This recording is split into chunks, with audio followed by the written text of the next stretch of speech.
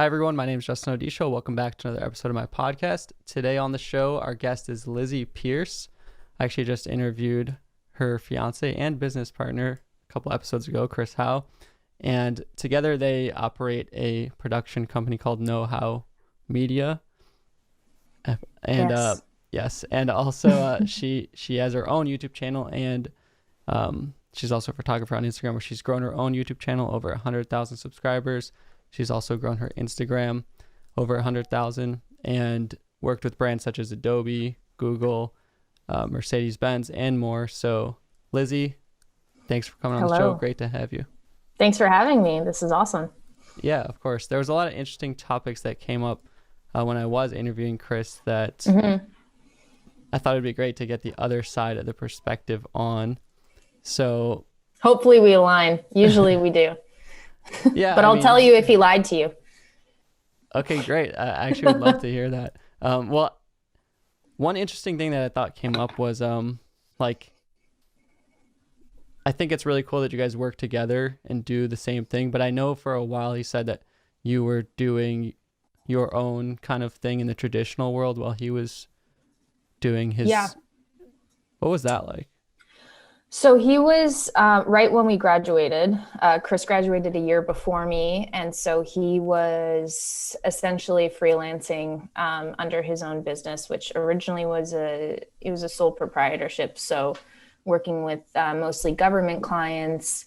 And then when I graduated a year later, pretty quickly, I got a job at a production company in Toronto that also specialized in corporate video production. And so I started as a production coordinator. And by the time I left, about a year and a half or so later, I was essentially a junior producer. And it was kind of challenging relationship wise when our schedules were a little different. I was working pretty strictly 9 to 5 and he wasn't.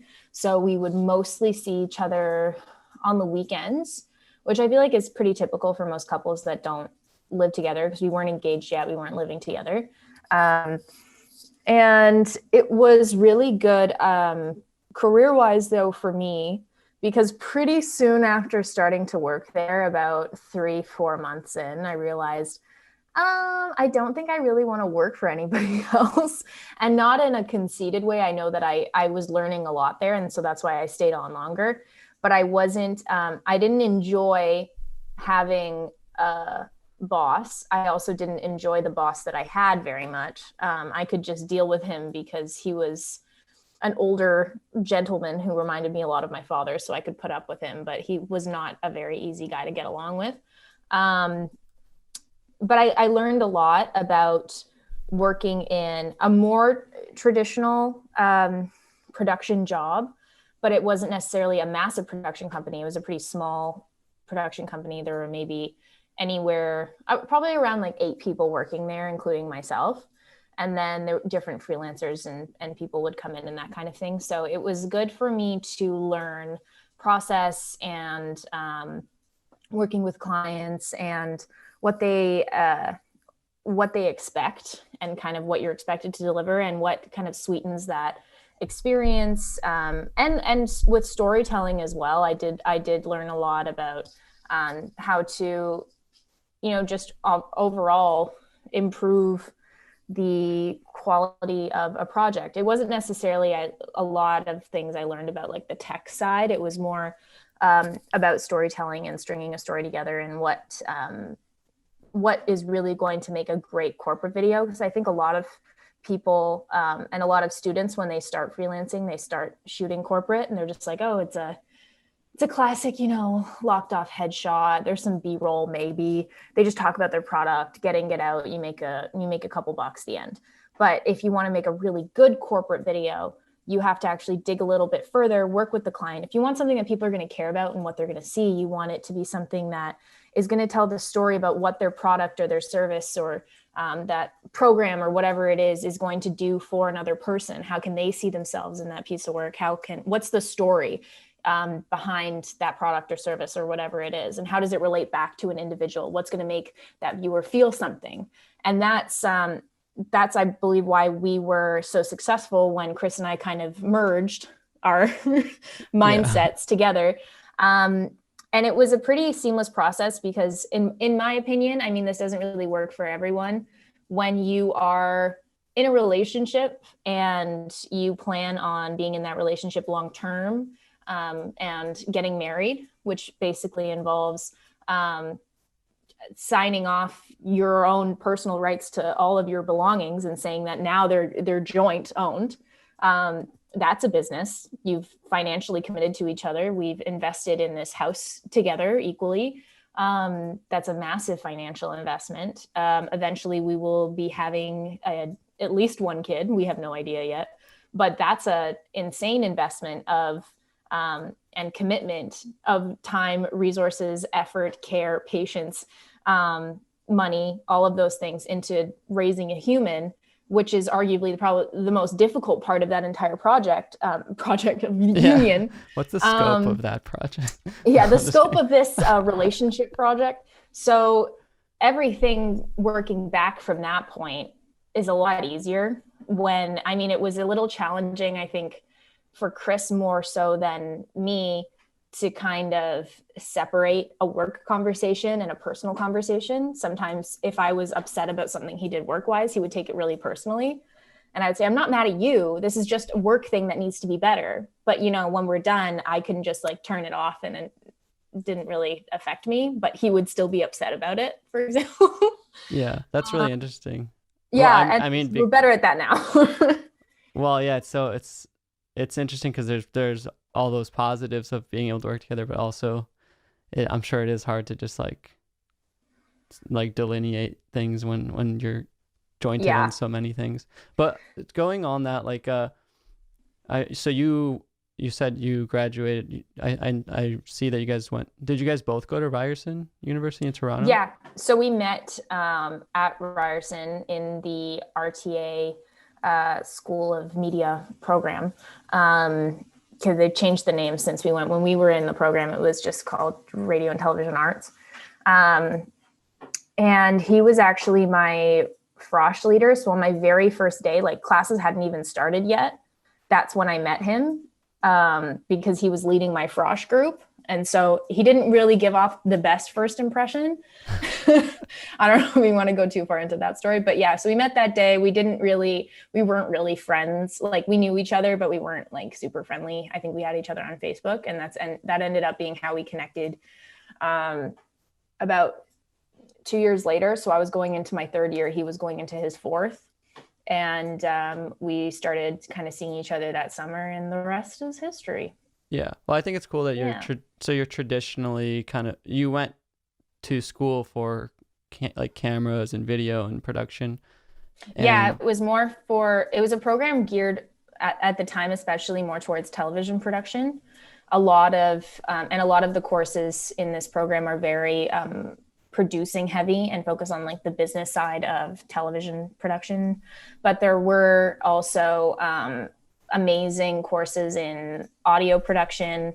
So we learned how to, you know, mix and master bands and how to do Foley. And we got a really well-rounded approach of everything. So if you weren't sure what you wanted to do, you had the opportunity in your first year to try a lot of different things, which I loved because now I have at least a basic understanding of what everyone's role is. And so that's what I loved about that program was I went in kind of with an open mind thinking, okay, I know what I like, but I don't know how I feel about this because I've never done it before. So why don't I try that? Um, and now they actually have a sports, what's it called? Like a sports television production program, which is pretty cool. I focused a lot more on the producing courses later on in school. But in terms of like teaching myself photography and video, I asked for a Canon T3i for my birthday. And I taught myself essentially everything. I mean, YouTube's great that way.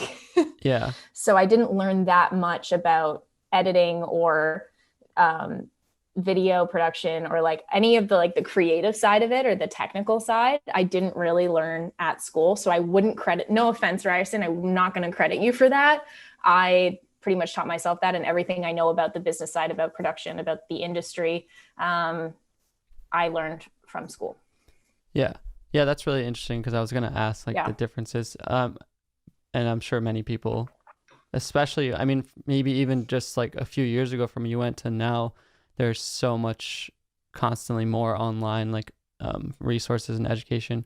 And like Yeah. you started your channel, I noticed like around 2017, is that right?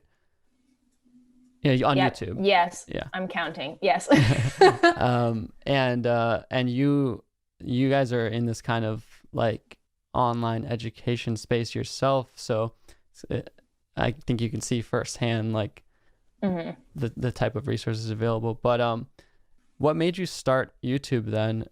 In like it seems like a few years ago always, but it's getting more and Yeah. more. I saw, well, truthfully, Chris started his channel first because he was friends with Peter McKinnon. And Peter kind of basically mentioned to him that he thought that Chris would be a good fit for this. And it really is up Chris's alley. Like Chris he's always been great with being on camera. He's a very social guy. He's also great in this field. So he did have a lot of knowledge to share. And of course, like he took to it, like, what is the expression, a duck to water? Yeah, I think there's many. Yeah. And so I started kind of playing the like supportive girlfriend role. I mean, we're still running our production company. So for a while I was kind of annoyed that he was spending all this other time doing that. And I said, well, that's, you better figure out a way to do both because there's only two of us. So don't leave me here. And then as I watched more and more YouTube content, I realized there weren't many women in this niche on YouTube. And it started to kind of also bug me that when Chris would mention his production company, everyone started to think of it as like his company. And I was like, hi, been here the whole time doing the same thing.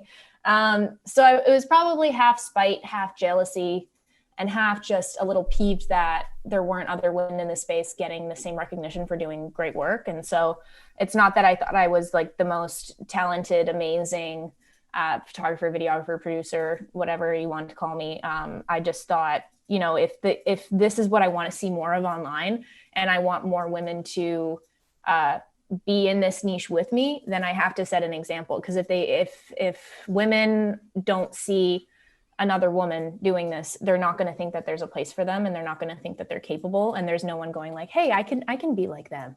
I could do that. If she's doing it, I can do it.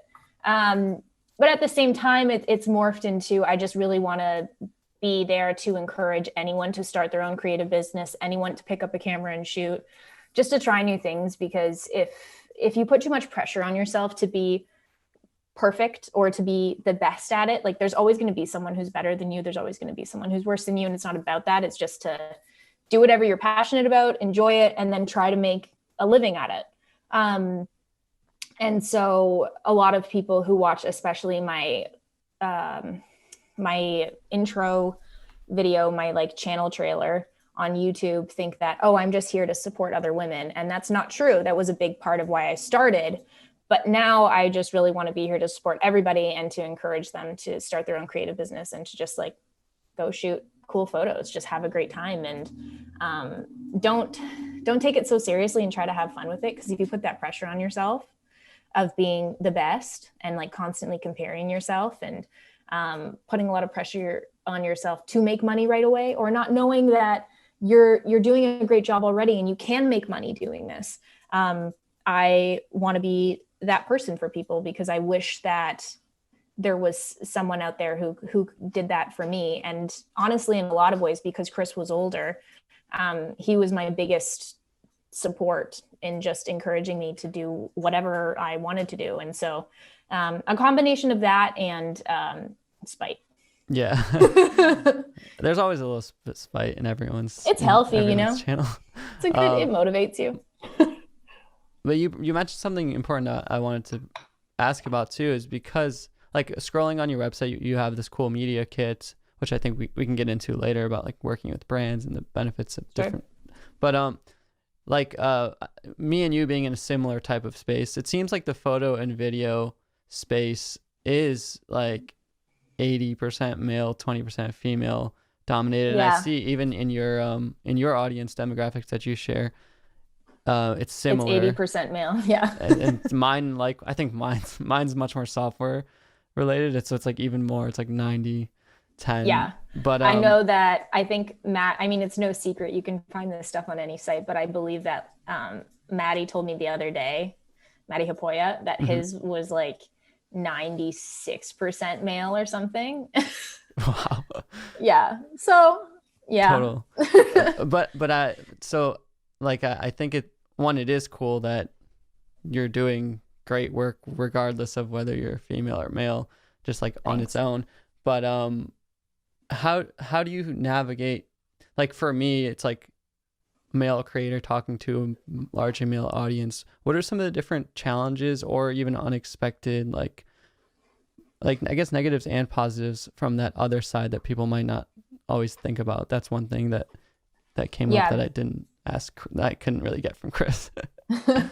I mean, a lot of men aren't really educated in what it's like for women in a male dominated space. And they get really uncomfortable talking about it because they don't know anything about it. And they're scared to learn about it. And they think that, and it's very fitting that we're recording this on International Women's Day. Is it? Oh, oh. Yes, it is. So, yeah, and I think like that's, if you're listening to this and you are a male, there are lots of books that I would encourage you to read. And it's nothing like, I think men take it very personally. Like, oh, well, it's like when we talk about feminism, we're saying that women are better than men. And that's not what we're saying at all. It's just saying, hey, we want a seat at the table and we're trying to get that seat at the table.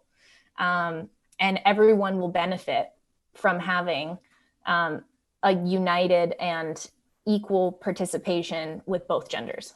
The YouTube space will be that much better, healthier. You will learn more because you have two different perspectives of how to shoot something. A man talking about how to take portraits of women is always going to be a different perspective than a woman telling you how to take portraits of women, because they've lived a completely different experience. They like a man doesn't know necessarily, because you've never lived in my body, what I'm looking for when I'm posing. So having that equal, and that's just one example. So having that equal perspective is really going to teach that one photographer, whatever gender they are, the best way to possibly take a photo. And until you have a 50% to 50% ratio of men to women on YouTube, you're not going to get that. And that's aside from, how disappointing it is to be a woman and to not be taken seriously a lot of times because I'm sitting here, I look nice, I'm wearing makeup, people get distracted by how I look, or the fact that I'm wearing jewelry. They think for some reason there's this association that like if you are pretty, then you can't be smart. If you are very feminine, you cannot be as commanding or not necessarily commanding or a leader in the same way that a man can.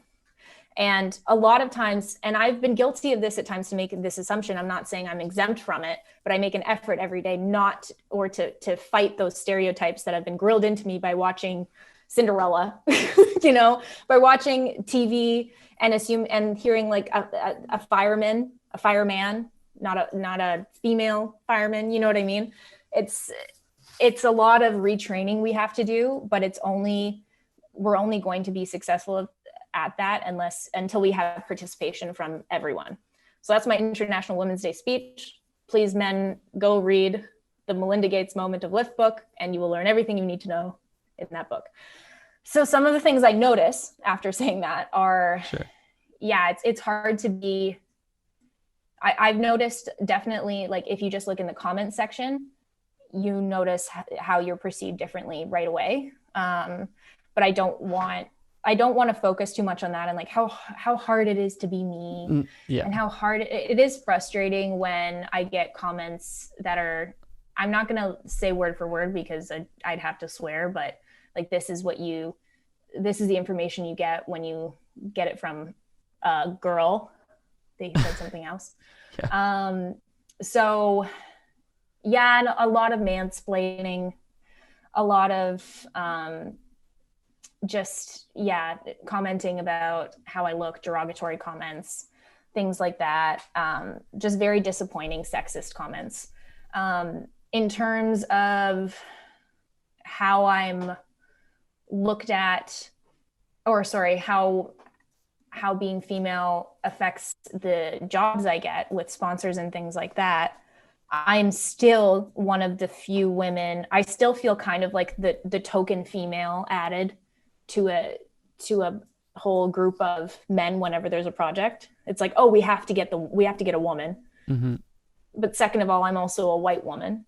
I'm sitting here and I can't name a single Black or any ethnicity, anyone else, any other woman of any other ethnicity in this field, in this niche, that I'm in on YouTube.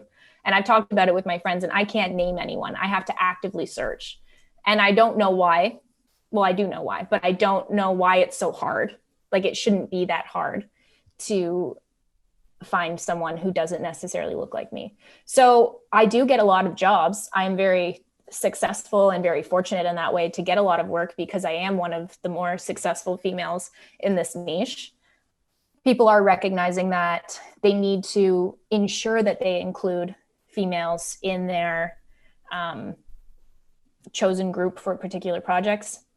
But I also don't necessarily, I do feel that sometimes you're an afterthought, where it's like, oh, we need to get a woman on this. We need to make sure that we have one. And I don't think that has to do anything with my skill set and how capable I am. So I truly have no idea why that happens. And that's very frustrating, to say, oh, well, yeah, you'll get lots of work because everybody needs like a woman. Like, you got to be the female photographer. We need to get one of those. Like, everyone's really obsessed with that. So you'll do really well. Like, that's so sad that it's a fad to have a female included in a campaign, for example. Like, that's how it's perceived. It's not just let's pick the best people. And it has nothing to do with how capable I am or my numbers or things like that. So that's my 2 cents. Yeah. Well, no, I agree with you too on the other side. Like, as a creator kind of in these spaces, and like I collaborate a lot, and like the same way my demographics are male, female, also like my podcast guests are the same way. It's like 80% male, 20% female. And I'm not like looking for like, oh, I need to get a female on. It's like, you're a great creator in your own right. Thank you. You make great videos and photos. It's just that like you said, it's hard to find. But I also think too, like, I guess sometimes you get caught in your own echo chamber. Like, you might be from Toronto, you might be like surrounded by all your Toronto creators. And I do try to continue to branch out. And I think what you said is important with just being the example. Like, perhaps even in a perfect world, like maybe still for some reason guys are more into one certain thing or the other, and maybe it can still be like 60-40. But as long as like someone isn't not doing it because they think, oh, girls have to, exactly play with. And I think a lot of that is subconscious, and I don't disagree with you at all. I think the numbers are probably to do with the fact that men are more interested in this, but then you kind of have to work backwards and think, well, why is that even happening to begin with? I'm equally interested in both, and I don't think that's like a strange thing. I think it has to do with, on the one side, making an effort to feature more females in, whatever niche it is, hire more, so that the younger generation of women can see, oh, well, there's a female doctor. Now I'm thinking about being a doctor. If they don't see that, maybe they're not thinking that it's something that they're capable of. And also how women grow up and what they're told, and how men are told to behave. So there's a lot of, we're talking about nature versus nurture. Are we, are men distinctly born to prefer tech things than women? I don't really think so. I think it has to do a lot with how we grow up and how we're told to deal with things and who we see. We've probably seen our dads more working with computers than our moms. And so we kind of think like, oh, innately, maybe that's a guy thing, and I don't think that makes a lot of sense. So I think it's a lot of, we learn these things that, oh, well, I don't really need to do that, but I see my mom do this a lot, so maybe I'll be good at this.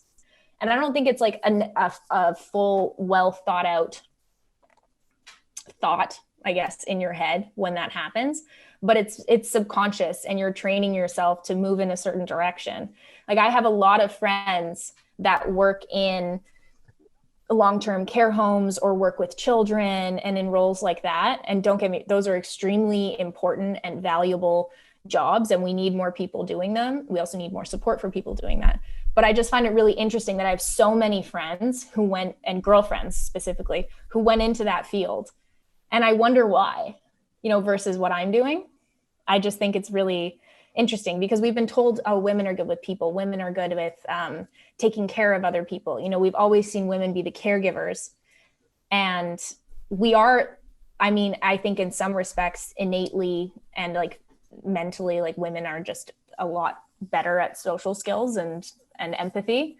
And they have proved that a little bit with science. But I don't think it's something that all women would want to 100% do if they saw like an equal representation of women in different fields. So I think that that's a big part of why, yeah, there probably are just more men looking this stuff up. And that's why we kind of have to, like, it's going to be a slow roll and a slow process to, it's showing more women, and it gives younger women the idea that they can do it. And then, 10, 20, 30, 40 years from now, we'll look at the numbers again and see who's there and how, and what the percentage is then. Yeah. It's like a longer generational thing. Like you said, Yeah. parents to kids. Yeah. And it goes many different ways. But you bring up a lot of interesting points that I'm sure many people could read many, many books about.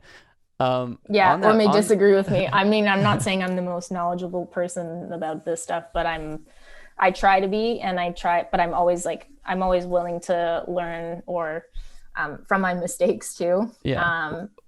And I have a certain privilege that other people don't. So I try to be as aware of that as I can, but I can only speak from my own experience and what I do know. So I'm doing my best. So if I said something that's offends you, I am very sorry. No, I don't think you did. Tell me what I said.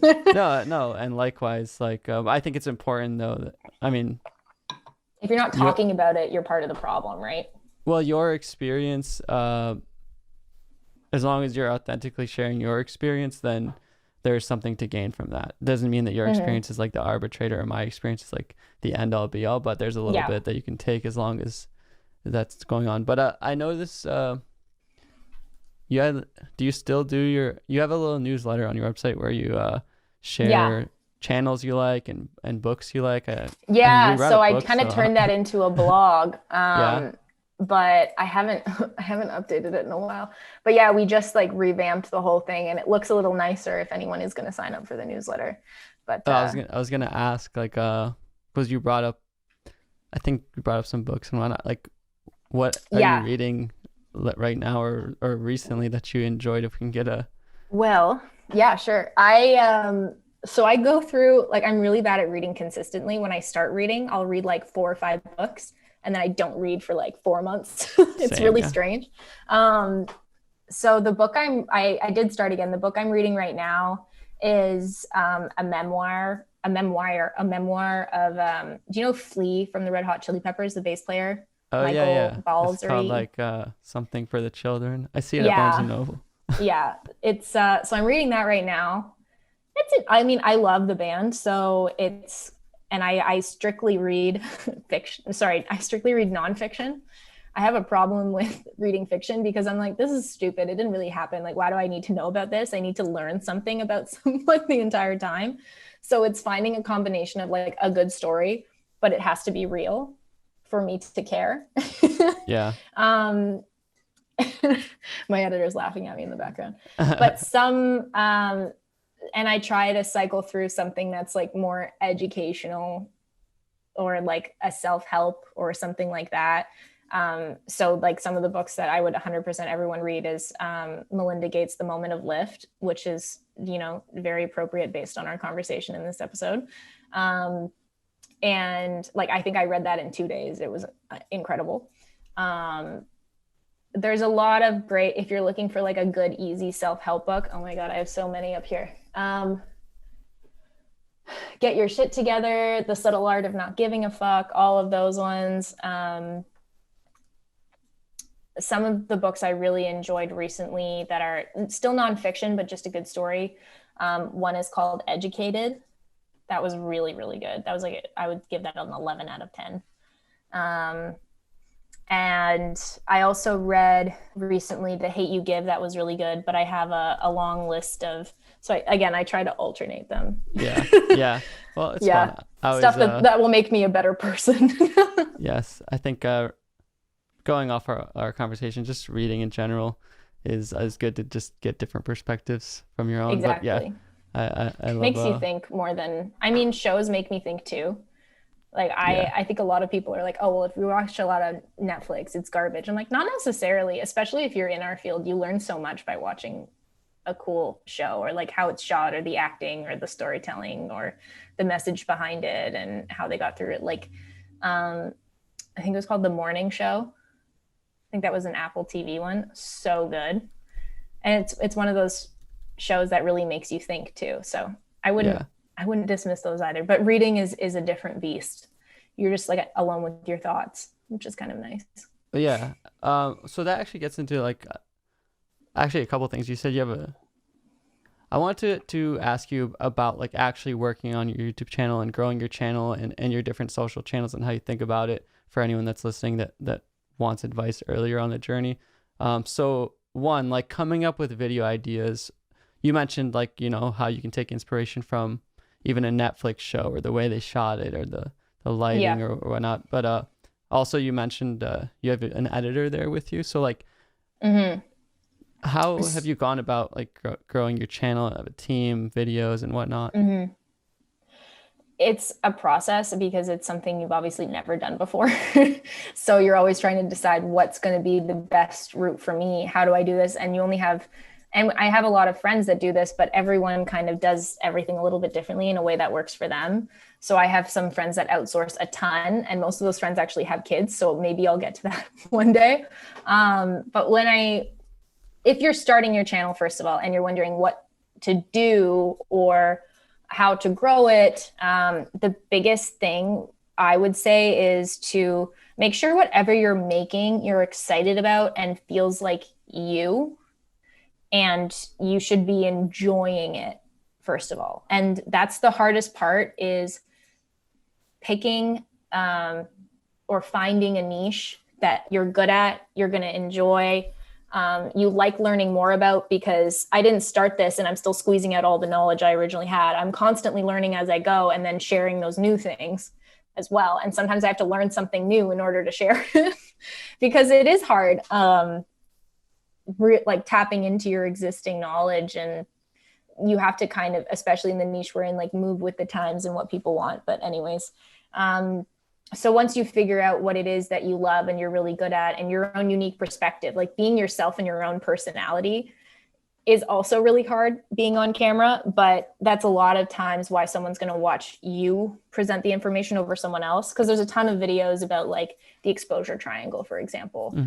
But why is someone going to watch yours as opposed to someone else's? It's because they like you and they like your personality. And I wish someone told me that when I started, how important it was to just like be yourself. And it seems really corny, but like be as much yourself as you can be on camera, because that's what everyone is going to latch onto, and have fun with it at the same time. Like leave in mistakes, like, you know what I mean? Don't focus too much on how you look, or if you said something weird, like stuff like that. Just try and throw that out the window as much as you can. And in terms of like the topics of videos to choose, if you're looking to grow your channel, you do kind of have to work with the algorithm and try to really focus on your titles and your thumbnails, keeping everything really engaging, really fast paced, and titles that are highly searchable are going to help you get more views. And that's essentially why being in kind of a learning niche is really helpful, because I'm trying to think, okay, what would someone look up? What would someone want a tutorial on? What can I teach them? But also the people who've been sticking around as a subscriber for a while, what would they want to learn that's new and different and maybe a little more advanced? Yes, that's what Yeah. I would say. Yeah, I think I was reading something that the top reasons people go on YouTube is like one, like how to fix something or learn something or to be entertained. So like you Yep. said, being in this educational space is, I mean, one of the only reasons I think I've even found any success is just like providing that sort of educational In value. the initial growth stage for sure, because there are a ton of people vlogging, and it's hard to. And I have some friends in other niches who are more in like the beauty, lifestyle, fashion niches who vlog a lot, and I watch a lot of those too. Like that's my Sunday. Is I just like binge all my content on Sundays because I don't have time like during the week, um, and there's a huge um, audience for that. So we've started vlogging a little bit here, but we don't necessarily do them weekly. We did actually last year, and we just kind of realized it was hard to sustain, and also I want them to be really interesting. And during COVID, there isn't a whole lot happening. So even though we brought them back, they're going to be inconsistent. But I noticed that people really like them when we leave like almost everything in and we're just really stupid and really ourselves. And like it's way less about what it looks like. And even though we're shooting on like, I shoot with my A7C for all the vlogs. So even though it's like, it's good gear, a lot of times if I'm rushing, I'll just switch it to auto, which is like horrifying for any filmmaker. You're like, how, dear Lord, how could you do such a thing? But it doesn't matter as long as you're getting like the hilarious storytelling moment or the fun moment or the sad moment, whatever it is. Okay, so in terms, I realized I didn't answer the second part of your question before. In terms of growing it and getting an editor and that whole thing. Oh, well, before you do, then I guess Yeah, I yeah. forgot that I asked you that. But I then know I forgot to answer it too. my next question was like, what advice and way do you have on, because not only do you have like a decent YouTube like audience, but you also, what I think is even harder, me personally, is like growing on Instagram. So like, how Yeah, have you gone about approaching growing on Instagram versus YouTube and the different methods? So I'm giving you another question on top. that's fine. On YouTube, I would say like YouTube, if you're focusing on that, it's going to be more, if this is important to you, it's going to be more lucrative for sure. You'll grow faster because people are spending more time with you and really get to know you, and they're committing to you for like 5 to 10 minutes at least. And so you have more time to capture people's attention, and to promote a product. Therefore, you can charge more if sponsorships are interesting to you, and you get ad revenue, and it gives you more of an opportunity to build a brand, in my perspective.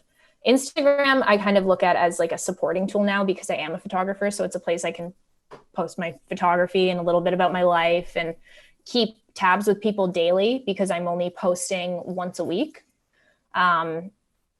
But with that said, I do get a few like sponsored ads and things like that I can post on Instagram.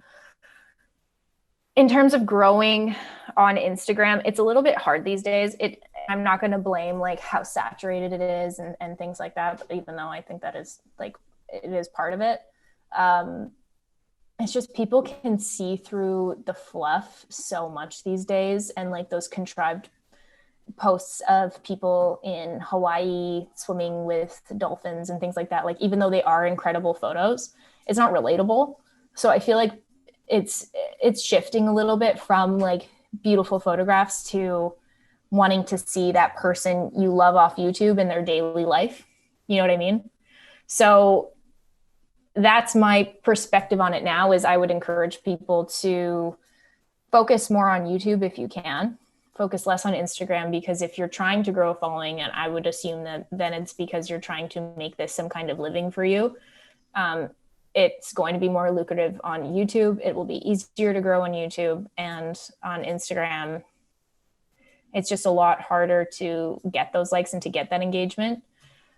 But with that said, posting stories daily is a big one because you're staying in that person's algorithm and you're reminding yourself of your relevance every day. And it's a way for you to engage with them rather than necessarily like posting a photo. Because sometimes your feed gets really cluttered and they have to scroll down quite far to get to your photo. Whereas if they're watching stories, it's going to keep auto playing for you to the next one.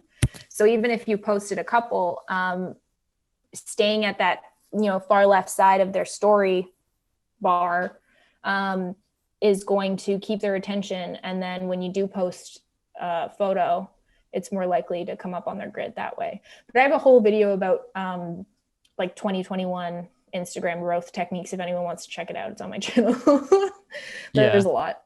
Yeah, like we were saying, if I know you post some helpful stuff about this, so if anyone hasn't thus far, they should definitely check out the videos on your channel. And for sure, and it goes into what you're saying too. Like there's some formats where, like you said, you just get more in depth, such as a YouTube video that's like 5, 10, 20 minutes long versus just like a post. And I think what I'm hearing that I really agree with the most out of everything you're saying is just like, the authenticity behind it. Like people can just like, no matter if the gear is great or quality, whatever, it's like they care about the funny little moment or like seeing the real connection between it. So I think because we went so far to those like incredible, unattainable, stunning, like awestruck like visuals that we were, I think, like shocked with at the beginning. Like, I have never seen a photo this incredible.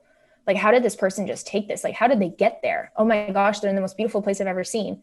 And now it's almost like we see so much of that. We're kind of like, well, I can't go there right now because it's COVID. I don't really want to look at that anymore. What do I want to see? Someone with their puppy in their living room. Oh, what a cute dog. Looks like they're having a nice day. I like that person more now. They're just chilling at home. Like they feel like me and you want to interact with them more. Like it's all these subtle conversations you're having with yourself where like, if I see something completely unrealistic, it almost makes me mad now because I'm like, I can't go to Hawaii and swim with dolphins. I don't want to look at that. We want something real in 2021. Exactly. Do you want me to talk about my editor now? Oh, sure. We kind of brought it up. Like, I'm sure you haven't always had an editor. You started probably working on the YouTube channel yourself, and now you're kind of What so made he you actually expand into he a actually team? Sorry. Oh, sorry. He actually started with helping me with those vlogs. And so we were doing the vlogs every week. And then I would do my own like educational video, at least 2 a month. And then I would do like up to 4 a month, ideally. But it was a way for me to like always have something that was going out on YouTube or going up. And it worked well for a while, but COVID hit pretty quickly. So then it became just like something really challenging to keep up. And we went from having like all of these amazing trips planned that I could have vlogged to nothing. So when that happened, I didn't really feel right saying like, hey, you're out of a job now. So I said, okay, why don't we start with you helping, the same amount of time on my regular videos every week and just like see how that goes. And then I started to kind of like get busier and busier, and I monitor, my income and things like that. So financially it was like a scary thing to invest in as well, but I knew it was needed. And then when I could feel like I could really tell how much more work we could do together, and also how much more fun it was to work with someone else. He and I get along really, really well. And so it's actually like fun coming into work every day and coming up with different concepts together. And now it's a lot more collaborative than me sitting here by myself and writing out ideas, which felt a little scary. It's nice to have like that reassurance from someone. It's like, yeah, I also think this is a good idea. Yes, let's do it. It will be fun together. So that's been an amazing part about this process. And now he is full-time as of this year. And just the amount of weight that's lifted off my shoulders where I don't have to feel guilty about having calls like this or having emails or meetings or things like that and wondering, how am I going to get this video out? Like my work-life balance is so much better now. And we're able to do more. And like, I don't really care that much about if I'm happy with my income the way it is. And I feel like it's important to talk about this because I feel like we're in this time where there's this huge like hustle mentality. And it's like, do more, make more money.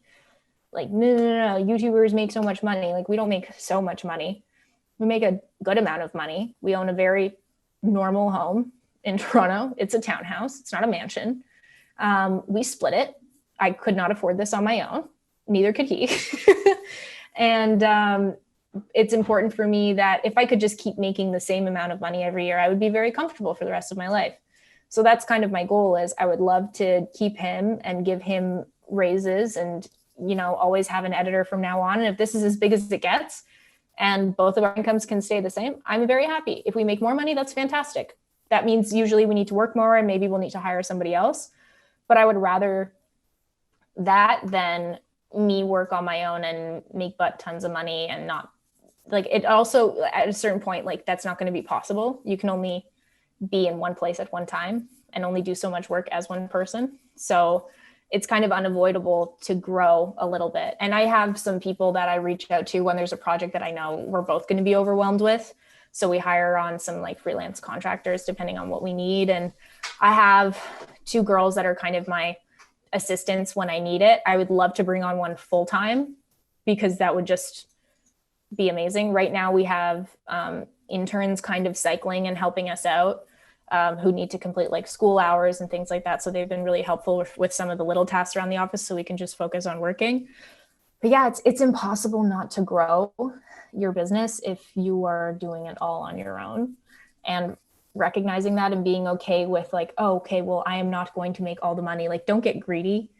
That's not how businesses work. You don't just like always make more money. You have to take a hit and make an investment at some point.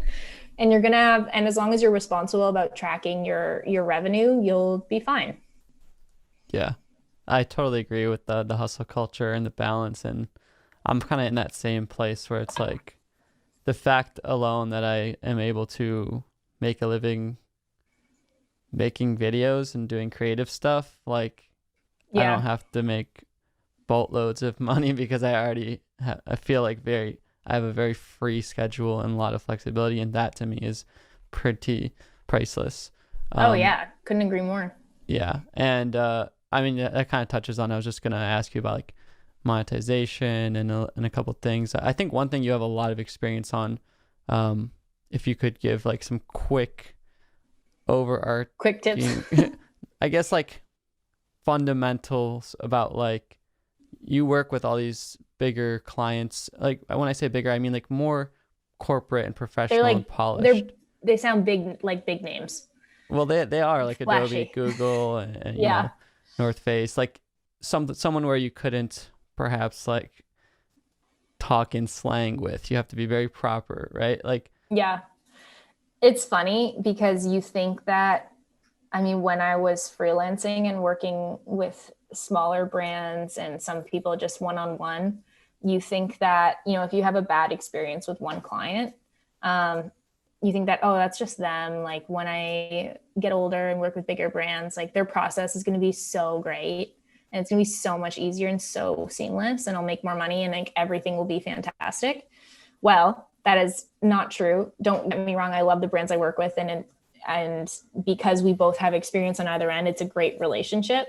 But when you remember that you're just working with other people on the other side of the computer screen, there is like a language you have to use to be, polite, and they're the ones paying you. So you do everything you can for them.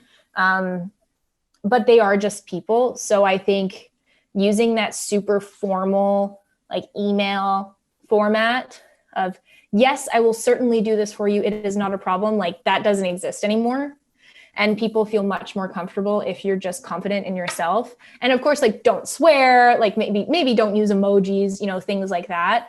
And especially for women, like really try to cut back on the exclamation points. I was so guilty of that when I started. And now I would try and, there's no need for that. But there's also no need to not be conversational at the same time. You can just be yourself. And you're going to run into the same problems no matter how big the company is you're working with. So if you can nail down that process when you're working with like an individual client versus like a bigger brand, of course there are certain like hoops you'll have to jump through that are, they have, you know, bigger companies have their own process and forms you have to fill out and insurance and things like that. But otherwise it's really the same.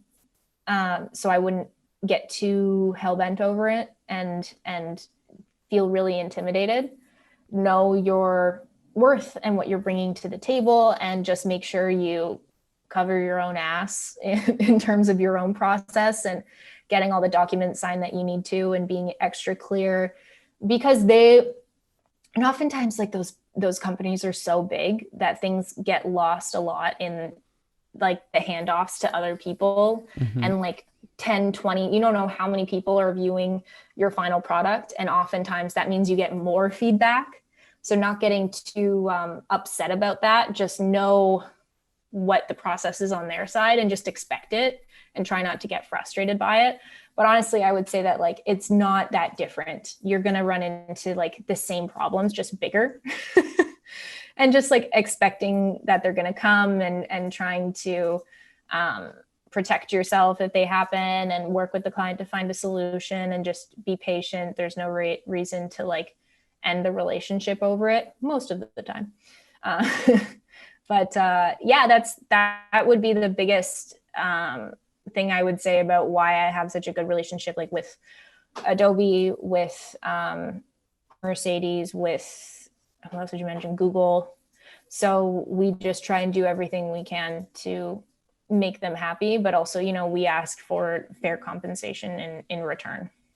Yeah. And I think, anyone who wants more in depth on that can definitely find helpful content and videos, and other content. I know you guys said podcasts and whatnot, like on your YouTube, which is PEIRCE for anyone. Make sure you don't do PIERCE. I appreciate that. Yeah, it's the opposite of the rule. I don't know why. But I'm going to leave all of Lizzie's links in the description if you're listening, or you can just search her. Very easy to find, Lizzie, PEIRCE. But is there anything else, Lizzie, that first of all, thanks for sharing. There's so much that we touched on, and I appreciate no problem. All thanks for that. Having me. And is there anything else that you're kind of working on, or want people to think about, or want people to do, or find you at? Sure. I'm in the midst of a course right now. It's not out yet, but I'm working on it with Bright Trip about artistic travel photography. So that's something that's coming out soon if you're interested. Oh my goodness, there are so many things I'm working on, but now I'm drawing a blank on all of them. But yeah, we've just got some cool stuff like coming out on the channel, a few projects I'm really excited about that will probably be coming out in April on my channel. So I don't know when this is going live, but yes, if you are not subscribed, it is a great time to be subscribed to my channel. Awesome. Well, yeah, if anyone got this far, definitely let us know, send us a message, let us know you appreciated or something she said, or if you have a follow-up or point on a certain topic we touched on, definitely reach out to us, let us know. And you can keep up with Lizzie on her YouTube channel and Instagram and website as well. I'll leave all the links. If you're listening on YouTube, you can also find this on Spotify, iTunes, everywhere podcasts are. Thank you so much for listening, and we'll see you in the next episode.